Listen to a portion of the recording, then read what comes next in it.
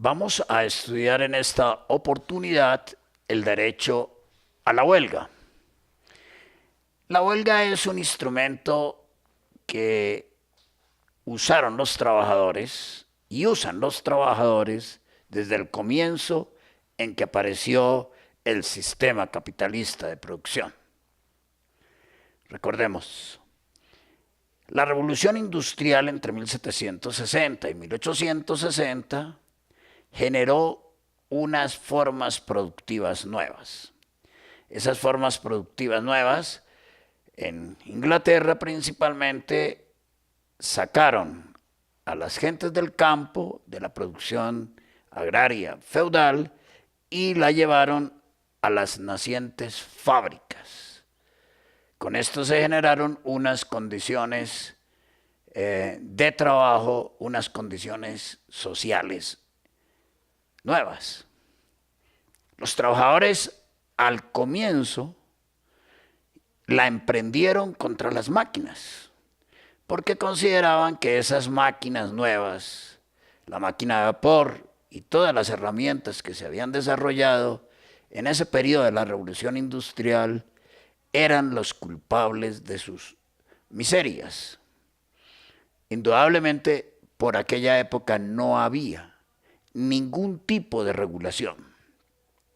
Las luchas de los trabajadores llevaron a que se hicieran un poco las regulaciones durante muy buen tiempo, tanto en Inglaterra, en Francia, en Alemania y posteriormente en Estados Unidos, como en Colombia, fueron prohibidos todos los tipos de organizaciones sindicales. La corona había expedido hacia 1791 en Inglaterra la prohibición expresa de la asociación de obreros. Pero los trabajadores, por encima de eso, que iban creciendo, en la medida en que iban apareciendo nuevas y más fábricas, iba apareciendo el número de trabajadores. Y eso generó a que se plantearan las primeras solicitudes y también los primeros movimientos de los trabajadores. Llamémoslos movimientos huelguísticos, que consistían en la parálisis de la actividad laboral. Así llegamos hasta los convenios de la OIT, que consagraron la posibilidad de que los trabajadores se puedan asociar, como ya lo vimos en pasada clase, y a plantear la negociación colectiva. En Colombia hemos adoptado el derecho a la huelga desde antes del surgimiento del Código Sustantivo del Trabajo. Recordemos que en Colombia, en las tres primeras décadas del siglo XX, entre 1900 y 1930, apareció la inversión extranjera. Hagamos una precisión. Antes de 1900, Colombia era una nación patriarcal. En Colombia, antes de la Constitución de 1886, lo que predominaban eran relaciones semifeudales. Manteníamos algún comercio con Inglaterra, pero teníamos un sistema absolutamente feudal en la producción. No conocíamos el capitalismo. Solamente en los últimos 25 años, en el último cuarto del siglo XIX, es que empiezan a aparecer muy pequeñas empresas e industrias. Los boyacenses tenemos el mérito de haber sido en Samacá, en donde primero se introdujo la máquina de vapor y también en donde primero apareció la industria, de lo cual hoy no queda nada.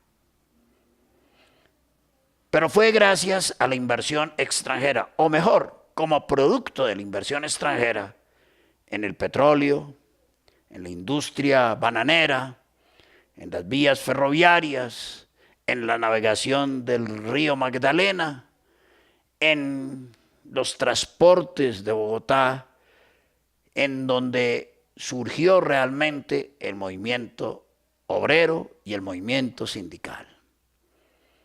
Antes de haberse consagrado en Colombia mediante la ley 83 de 1931 la posibilidad de que los trabajadores tuvieran sindicatos, ya había ocurrido en Colombia grandes movimientos. Toda la década del siglo XX, toda la década del siglo XX fue una década de huelgas de trabajadores petroleros, ferroviarios y la más importante de todas las huelgas, la de las bananeras en 1928, que magistralmente nos recordara Gabriel García Márquez en 100 años de soledad.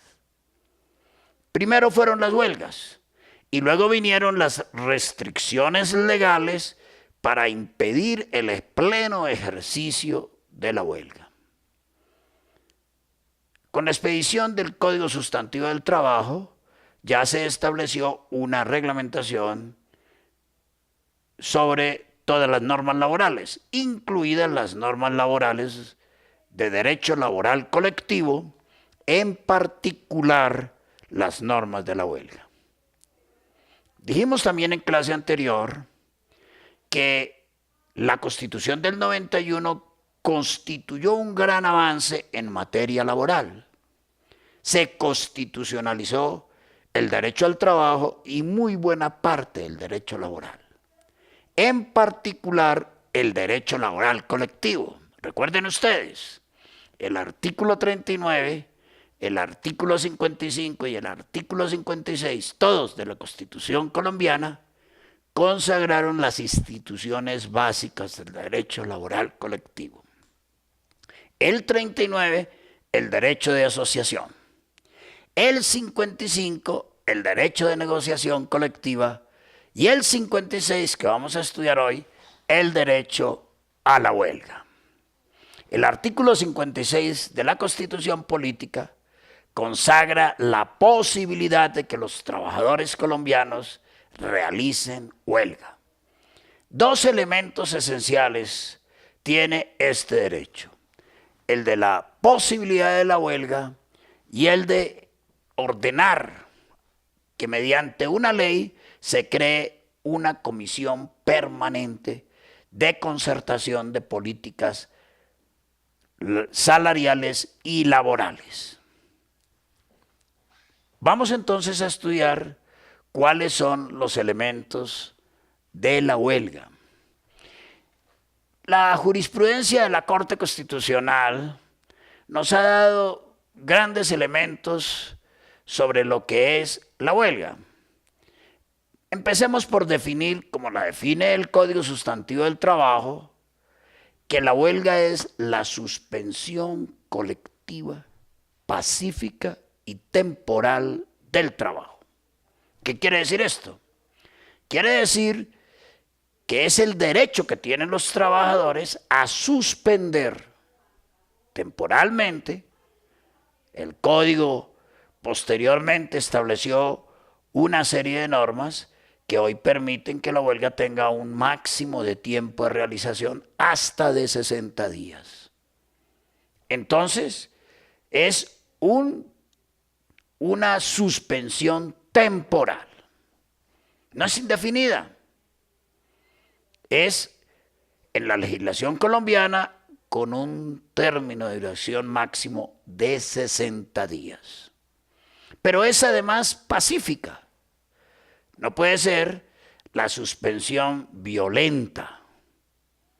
En estos tiempos en que nos hemos propuesto hablar de la paz de los colombianos, es muy importante dejar claro este concepto de que la huelga es una suspensión pacífica del trabajo. Ahora, el Código también estableció que esa suspensión temporal y pacífica del trabajo debe ser colectiva, es decir, se hace en el marco de las instituciones del derecho laboral colectivo, pero también en el marco de la colectividad que agrupa los trabajadores en el sindicato o todos los trabajadores de una empresa. Por eso la Corte, en varias sentencias, vamos a mencionar algunas, por ejemplo la C-432 de 1996 o la C-858 del 2008, C-423 del 96, C-858 del 2008, la Corte define elementos esenciales de la huelga. Por ejemplo, la Corte consagra que este derecho es constitucional, mas no fundamental. ¿Y por qué no es fundamental? Porque el artículo 56 de la Constitución Política establece el derecho a la huelga, excepto en los servicios públicos esenciales. Dicho de otra manera, se puede hacer huelga, pero la Constitución limita dicho ejercicio a que no se haga, no se realice, no se efectúe en empresas que prestan servicios públicos esenciales. Además, establece la Corte que este derecho es un mecanismo de vital importancia en las relaciones de empleadores y trabajadores. ¿Por qué? Porque mediante la huelga los trabajadores adquieren capacidad para buscar el equilibrio en las desiguales relaciones individuales de trabajo. Recordemos otro concepto. En la relación contractual de trabajo, el trabajador es la parte débil de esa relación.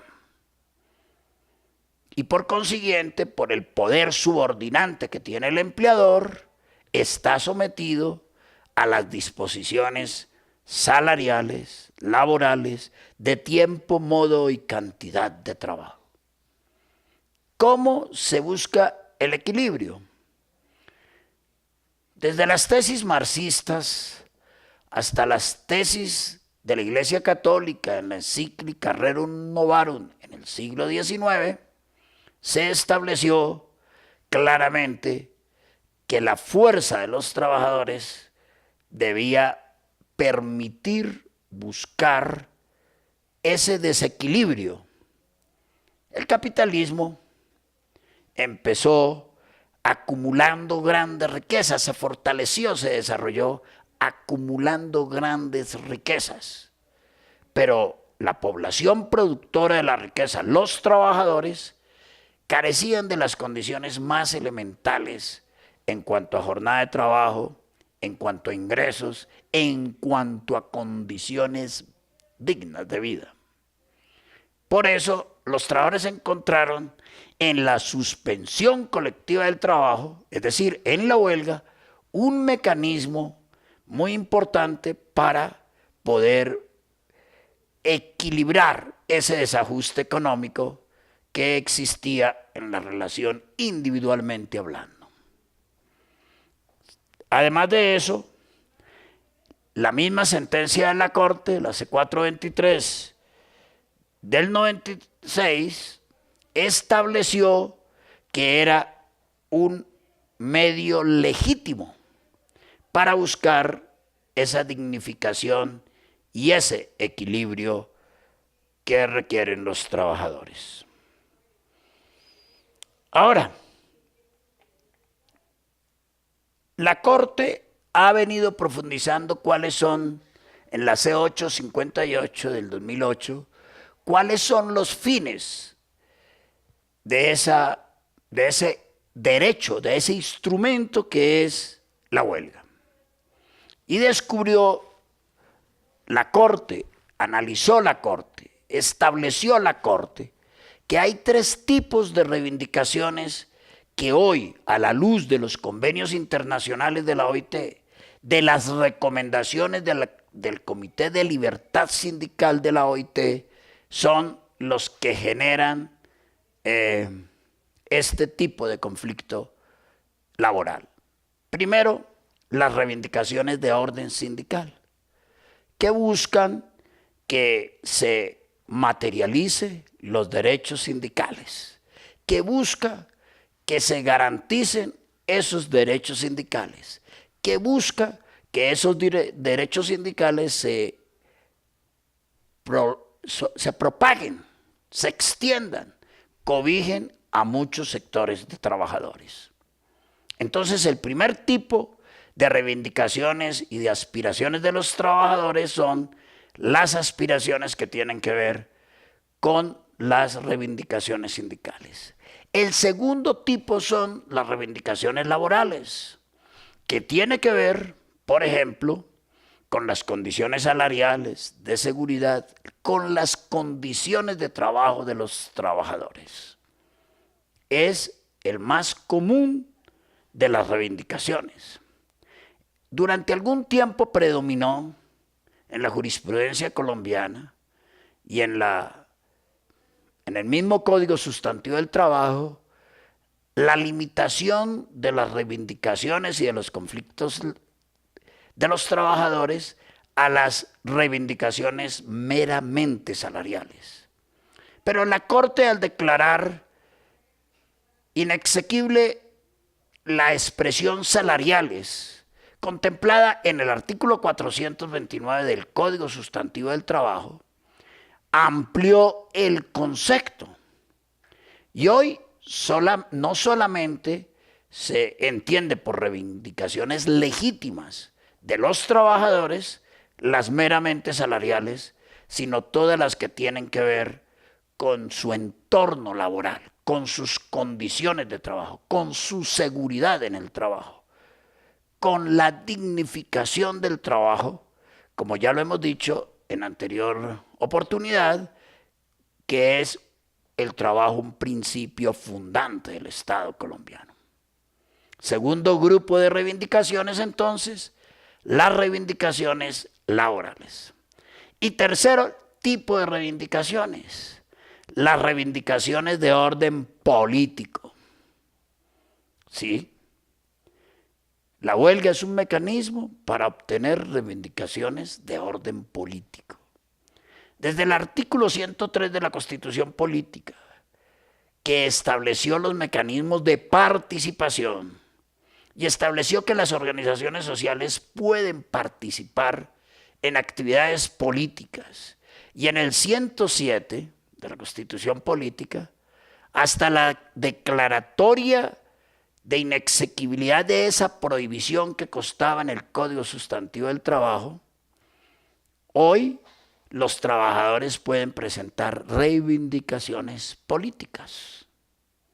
Por ejemplo, el llamado a que no se apruebe una reforma tributaria estructural que seguramente gravará a las mayorías de los colombianos y particularmente a los trabajadores.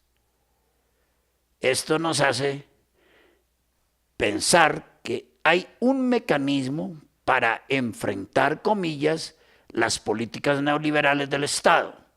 Los trabajadores colombianos, desde después de 1990, a pesar de su debilitamiento por lo agresivo que ha sido el neoliberalismo en materia de las relaciones laborales y también por limitaciones en su actuar y errores en su actuar, los trabajadores colombianos han enfrentado de una u otra manera durante este periodo esta situación de las políticas neoliberales.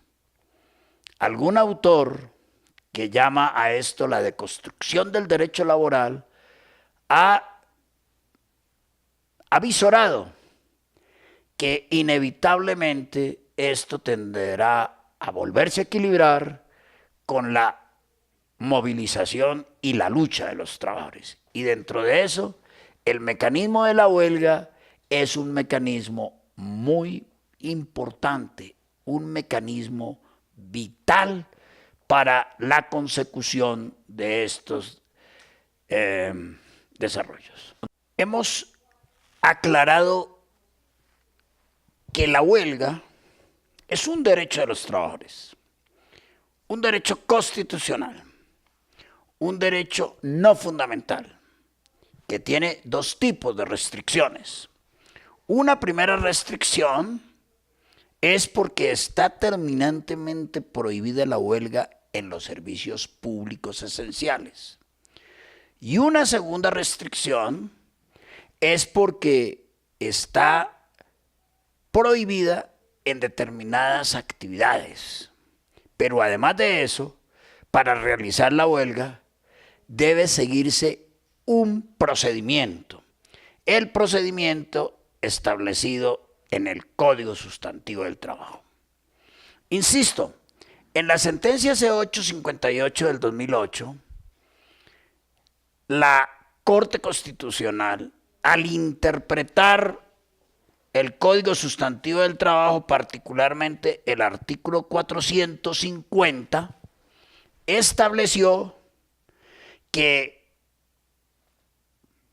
debe entenderse la huelga como la posibilidad de que se aplique estos tres criterios que ya señalé: huelga por reivindicaciones sindicales, huelga por reivindicaciones laborales y huelga por reivindicaciones políticas. Entendida esta como el llamado que hace el movimiento sindical, los sindicatos, a sus afiliados y trabajadores para enfrentar políticas sociales, económicas y de carácter cultural o educativo por parte de los trabajadores frente a esas políticas del Estado. Ahora, la huelga tiene además otro elemento muy importante. Es que solamente se puede realizar agotado el procedimiento establecido en el Código Sustantivo del Trabajo y agotado previamente la negociación colectiva. Hagamos una breve síntesis de cómo es el proceso. Los trabajadores de una empresa o los trabajadores colombianos en general se unen y plasman sus reivindicaciones en un pliego de peticiones. Este pliego de peticiones lo presentan en la oportunidad que establece el código a su empleador o patrón. Y este empleador, actuando dentro de la ley, debe iniciar dentro de los 5 días siguientes a esa presentación la negociación de ese pliego de peticiones. Y en el sector privado, durante 20 días calendario, se hace la etapa de arreglo directo que se puede prorrogar de mutuo acuerdo por otros 20 días calendario. Concluida esa etapa de arreglo directo, los trabajadores, dentro de los 10 días siguientes, deben optar entre ir al tribunal de arbitramiento o ir a la huelga. Una vez tomadas esas decisiones, los trabajadores solamente pueden iniciar la huelga 2 días hábiles después y no más de 10 días hábiles después de haberse realizado esa asamblea y tomada esa decisión.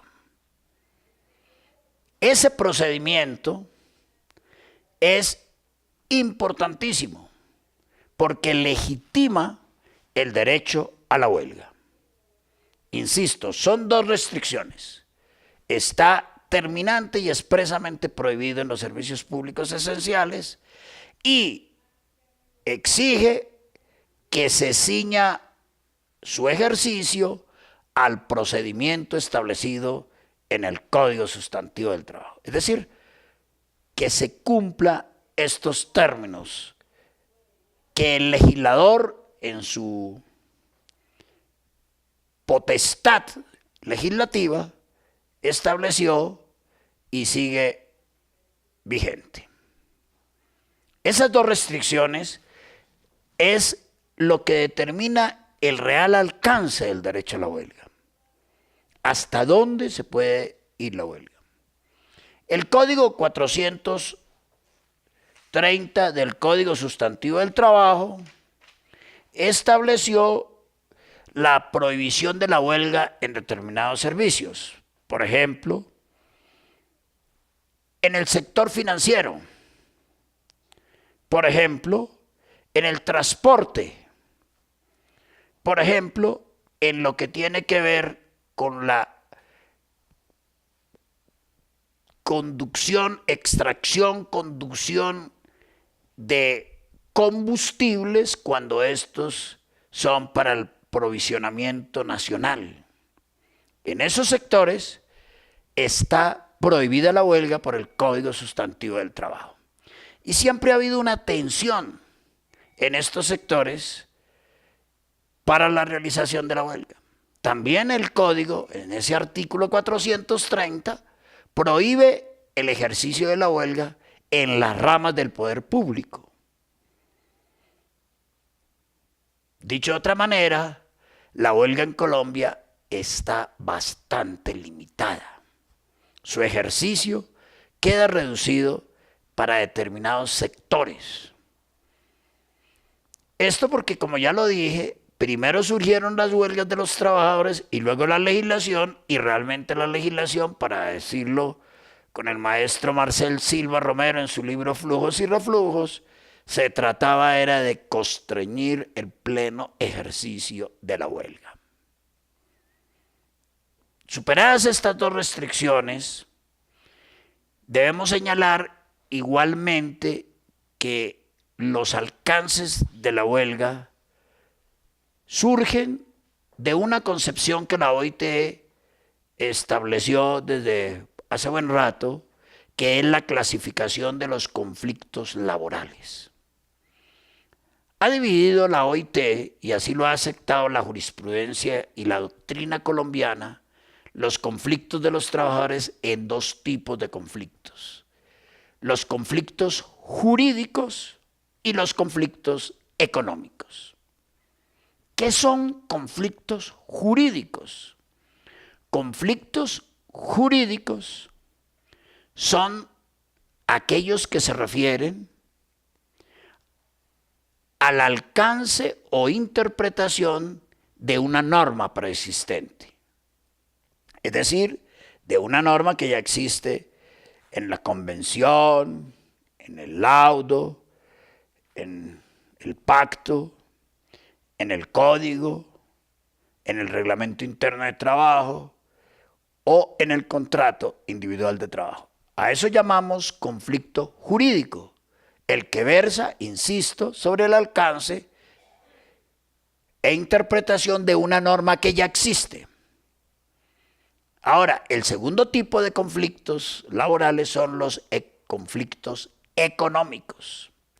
Estos conflictos económicos surgen sobre la creación o modificación de un derecho que ya puede existir o que debe ser creado. Es decir, el conflicto laboral económico tiene que ver con cómo se resuelven las reivindicaciones de los trabajadores principalmente. Conflicto jurídico, ya existe la norma. Conflicto económico, se trata de crear o modificar una norma. Esa es una diferencia sustancial. Los conflictos jurídicos se deben resolver todos en las instancias judiciales, es decir, le corresponden a las autoridades judiciales resolverlas.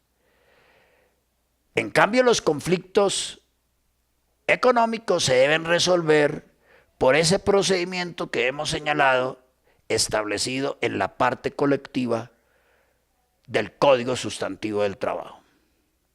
Así lo establece igualmente el hoy Código Procesal del Trabajo y la Seguridad Social, cuando señalan que de él están excluidos los conflictos económicos o de interés que deben ser resueltos por las normas del Código Sustantivo del Trabajo.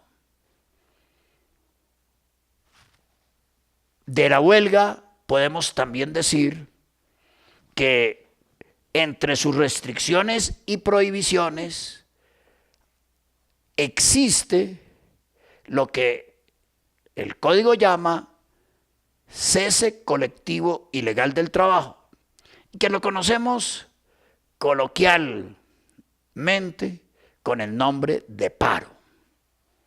Paro de educadores, paro de jueces, paro de camioneros, paro de campesinos.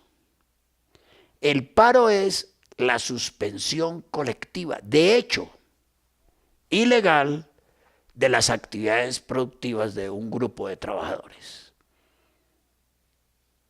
Esta calificación de la suspensión colectiva ilegal del trabajo correspondía en el pasado al Ministerio del Trabajo, a las autoridades administrativas del trabajo. Pero por aplicación de los convenios de la OIT y por aplicación también del espíritu de la Constitución política, la suspensión colectiva ilegal del trabajo hoy corresponde al juez laboral. Así está establecido en el Código Procesal del Trabajo y la Seguridad Social. Si el empleador o el Ministerio del Trabajo consideran que un grupo de trabajadores ha incurrido en una cesación colectiva ilegal del trabajo, debe ir donde el juez para que así lo califique y ordene las sanciones respectivas, las sanciones contra el sindicato o las sanciones contra los trabajadores. Y recordemos una cosa del derecho laboral colectivo, es que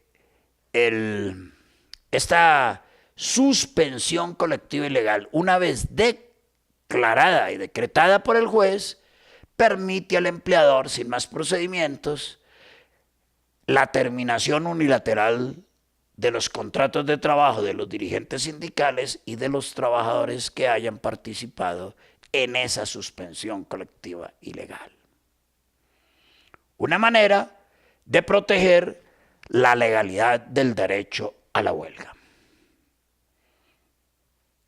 Considero, finalmente, que los distintos estados y empleadores en el mundo, como acaba de suceder en la conferencia 105 de la Organización Internacional del Trabajo, que se celebró en junio y julio de este año,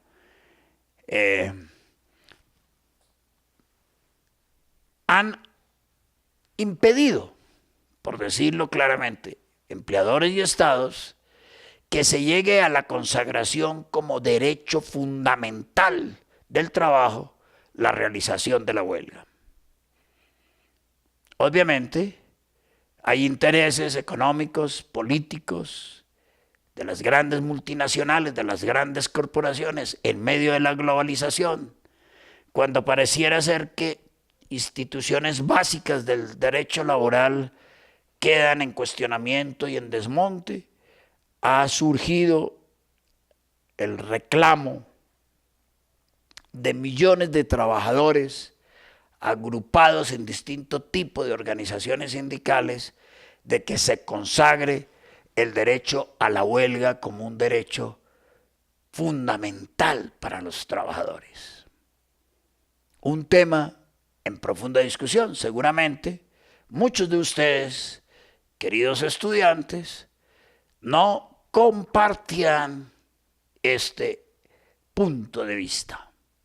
Pero se trata de que los trabajadores tengan una capacidad real de poder materializar su inconformidad y su anhelo de equilibrio y de justicia social con el ejercicio pleno de la suspensión colectiva del trabajo. Recapitulando, El derecho a la huelga hoy es un derecho constitucional, establecido en el artículo 56 de la Constitución Política, con unas líneas jurisprudenciales claras por parte de la Corte Constitucional, con un alcance para buscar el equilibrio sobre la base de que tiene unas restricciones y unas prohibiciones. Concluimos así el estudio de este otro derecho constitucional que dentro del conglomerado de los derechos humanos que en este diplomado estamos estudiando son parte de la llamada trilogía o trípode constitucional del derecho laboral colectivo: el derecho de asociación, el derecho de negociación y el derecho de huelga.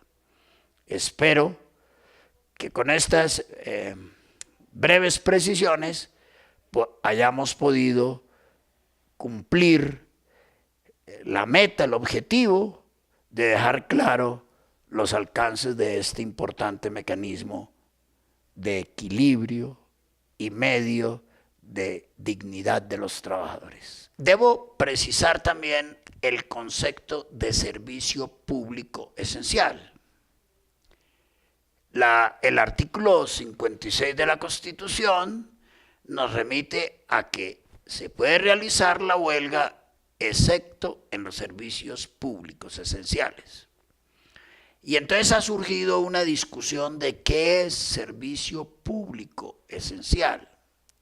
La Corte Constitucional, en alguna de sus sentencias, definió el servicio público esencial como aquel cuya interrupción pone en peligro la vida, la seguridad y la protección de las personas.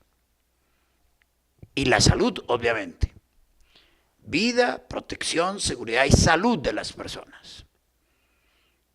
Un servicio público esencial es aquel, por ejemplo, como el que presta en el sistema de seguridad social la atención en salud, o aquel que tiene que ver con el pago oportuno de las pensiones en el mismo sistema de seguridad social, o el que tiene que ver con los servicios de agua y aseo en la ley 142. Es decir, son servicios públicos esenciales cuya interrupción, insisto, pone en peligro la salud, la vida, la seguridad de una persona. Esta definición que da la Corte puso y desarrolló mejor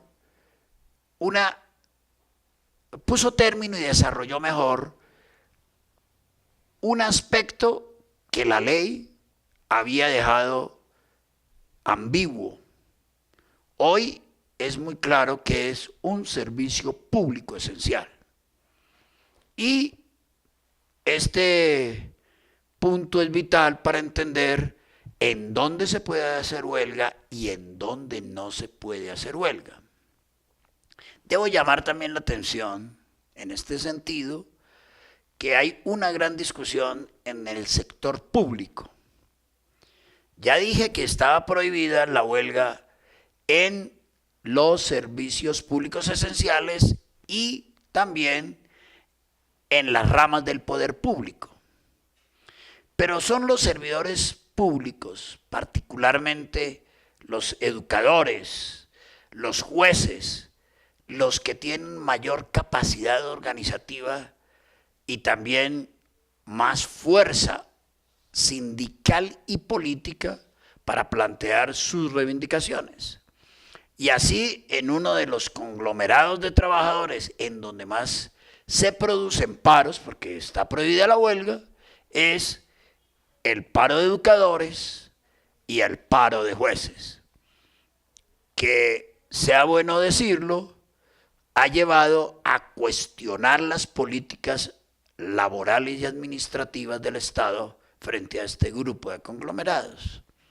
Recuerdo, por ejemplo, que la Ley Cuarta de 1992 estableció algunos términos sobre la llamada modificación judicial, pero fue necesario que para el cumplimiento de esa ley por parte del Estado y una regulación que aún sigue siendo en discusión, los jueces debieran de realizar, junto a sus funcionarios, sendos paros para que se cumpliera la ley. Lo mismo los educadores. Toda la política educativa del Estado, tanto de nivel medio, básico y de bachillerato, ha llevado a los educadores a que también se levanten para exigir la financiación de una educación pública, gratuita, de alta calidad y el cumplimiento de unas políticas salariales y laborales que le den garantías a los trabajadores. Esto es muy importante que lo tengamos en claro para diferenciar los dos conceptos, el concepto de huelga y el concepto de cese colectivo ilegal o paro. Llamo también la atención sobre el tema de la calificación de la suspensión colectiva ilegal. Hoy corresponde exclusivamente a la autoridad judicial laboral.